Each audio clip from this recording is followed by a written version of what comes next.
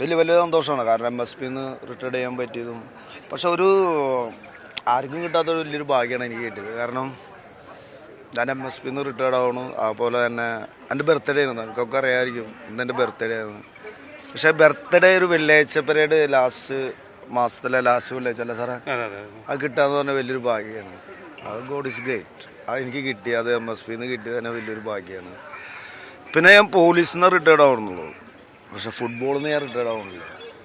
ഫുട്ബോളിൽ എപ്പോഴും എനിക്ക് റിട്ടയർഡ് ചെയ്തിട്ട് കുറച്ച് കാര്യങ്ങൾ ചെയ്യാനുണ്ട്. ഒരു അക്കാഡമിയൊക്കെ തുടങ്ങണമെന്നുണ്ട്. തീർച്ചയായിട്ടും ഗവൺമെൻറ് എൻ്റെ കൂടെ നിന്നാൽ തീർച്ചയായും നല്ലൊരു അക്കാഡമി ഞാൻ തൃശ്ശൂരോ എവിടെ അതായിട്ട് രാജ് സാറായിട്ട് റവന്യൂ മിനിസ്റ്ററായിട്ട് സംസാരിച്ചിട്ടുണ്ട്. തീർച്ചയായിട്ടും ഞാൻ നല്ലൊരു അക്കാഡമി തുടങ്ങും. ഫുട്ബോളിൽ തന്നെ ഉണ്ടാവും. അതുകൊണ്ട് ഞാൻ റിട്ടയർഡ് ചെയ്താൽ എന്താ ചെയ്യുക എല്ലാവരും ചോദിക്കും. ഞാൻ യോയോൻ്റെ ആളാണ്, ഞാൻ പുള്ളിയുടെ ആളാണ്.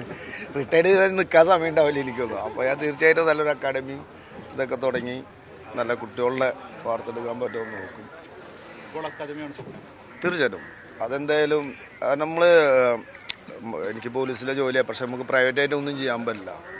പക്ഷെ റിട്ടയർഡ് ചെയ്ത് ഞാൻ ചെയ്യുമെന്ന് പറഞ്ഞിട്ടുണ്ടായിരുന്നു. തീർച്ചയായിട്ടും റിട്ടയർഡ് ചെയ്ത് കഴിഞ്ഞാൽ തീർച്ചയായിട്ടും നല്ലൊരു അക്കാഡമിയൊക്കെ തുടങ്ങി, ഫുട്ബോളിൻ്റെ തന്നെ ഒരു അക്കാഡമിയൊക്കെ തുടങ്ങി നല്ലൊരു അക്കാഡമി തുടങ്ങാനുള്ളൊരു ആഗ്രഹമുണ്ട്. പക്ഷെ ഗവൺമെൻറ്റോട് സഹായിച്ചാൽ തീർച്ചയായിട്ടും ഞാൻ നടത്തും നല്ലൊരു അക്കാഡമി. എന്ന് വെച്ചാൽ അക്കാഡമികൾ കുറേ ഉണ്ട്, പക്ഷെ എൻ്റെ എന്ന് പറഞ്ഞാൽ ഉദ്ദേശം എന്ന് പറഞ്ഞാൽ നല്ല ഒരു പ്രൊഫഷണൽ അക്കാഡമി, അവിടെ നിന്ന് പഠിക്കുക പിള്ളേർ.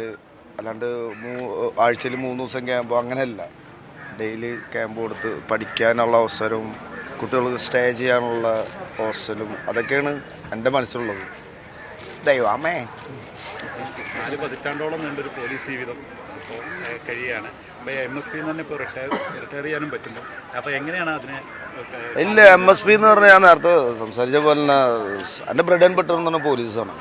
പക്ഷെ MSP എന്ന് പറഞ്ഞു കഴിഞ്ഞാൽ എല്ലാവരും പറയും കൽക്കട്ടയാണ് ഫുട്ബോളിലെ മൈക്ക. ഞാൻ പറയും എപ്പോഴും മലബാറാണ്, പ്രത്യേകിച്ച് മലപ്പുറം എന്ന് പറഞ്ഞു കഴിഞ്ഞാൽ അതാണ്.